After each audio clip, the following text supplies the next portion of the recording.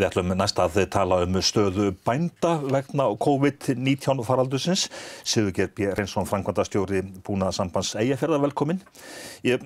Bændur, þeir þurfa að grípa til ráðstafana til þess að verja fólk og bú og starfstöðvar. Já, það ljóst að við verðum að bregðast við eins og aðrir í samfélaginu. Og tökum þetta alvarlega, það nokkuð ljóst. Það þarf að gæta að því að komi ekki fólk inn á búin. Það margir búin að loka hreinlega sínum búum nema fyrir þeim sem nauðsynlega þurfa að koma.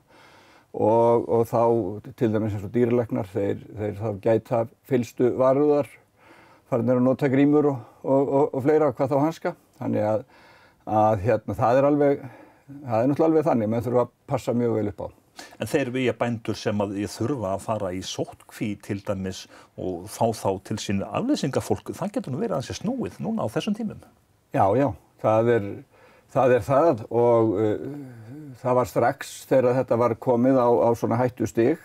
Þá var stofnaður hópur á vegum bændasamtakana, þar sem síðan var auglýst eftir fólki alls staðar á landinu til þess að leysa af ef til þess kæmi að þyrfti að koma eða fólk veiktist á búum þar sem þarf við hugsunskepnur og þarf nauðsynlega að sinna verkum alla daga. Og á þennan lista þar sem menn gáfu kost á sér komnir 80 eða 90 einstaklingar sem tilbúnir að fara ef á þarf að halda. Þeir eru auðvitað misvel í stakk búnir til að fara inn í þau bú sem eru mörg hver tæknivædd og sérhæfð. En á flestum landsvæðum eru einhverjir sem eru með víðtæka þekkingu og tilbúnir að fara. En þú svona inn á þinn kontor færðu væntanlega mikið af spurningum inn til þið núna, út til línurnar í þeim spurningum sem koma inn á þitt borð? Já, því ég hef líka verið að senda bara tölvupósta á mitt fólk, sem bændur í Eyjafirði, til þess að svona hjálpa til við að upplýsa hvernig hægt að bregðast við þegar ef illa fer.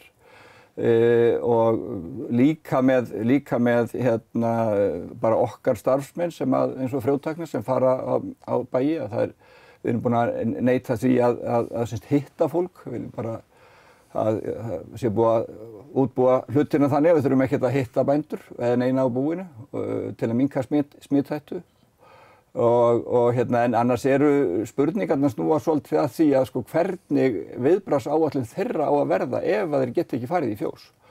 Og Ráðgjafarmiðstöð landbúnaðarins hefur til dæmis sett upp svona skema þar sem menn geta farið eftir og skoðað hvernig, eða hafa fyrirmynd af því hvernig á að undirbúa þá aflýsingamann fyrir vinnuna á bænum. Þetta náttúrulega mismunandi eftir greinum svolítið hvernig á að bregðast við. Já, það má alveg segja að til dæmis á fjárbúum núna sé tiltölulega einfalt að hlýða fyrirmælum að gefa kindum.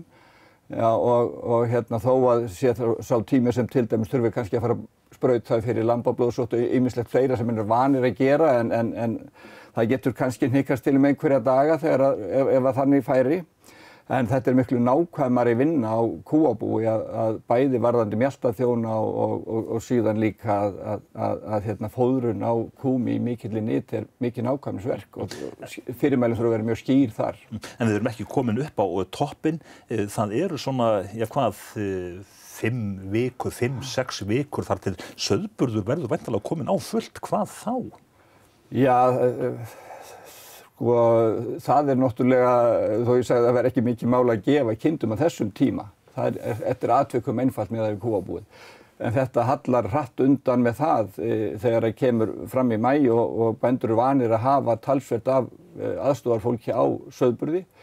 Og ég ætla bara ekkert að ræða það mikið hvernig það fer ef verður lokað ennþá. Þá verður mjög snúið að standa að hlutunum ef verður lokað fyrir að menn fari til eða verður einhvers konar sóttkví eða eitthvað á þeim tíma. Það lítur ekki vel út með það en vonandi verður við komnir yfir það versta þá. En svona í svona lykilatriði heyrist mér á þér að það að bændur þeir fari eftir öllum þeim tilmælum og ráðleggingum sem eru gefin út.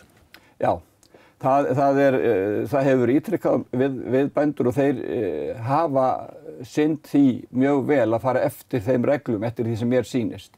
Og nokkur bú fóru fljótlega bara í sjálfskipaða sóttkví nánast, ekki síst ef var gamalt fólk eða viðkvæmt heilsulega á bæjum. Þá bara lokuðu menn búan nánast alveg og það augljóst að menn eru að reyna að fara lítið og fá enga í heimsókn. Það er mjög skýrt með það. En í slíkum aðstæðum eins og þessum, Sigurgeir, þá ég svona fer aftur á flug umræðan svolítið sem sagt matvælaöryggi.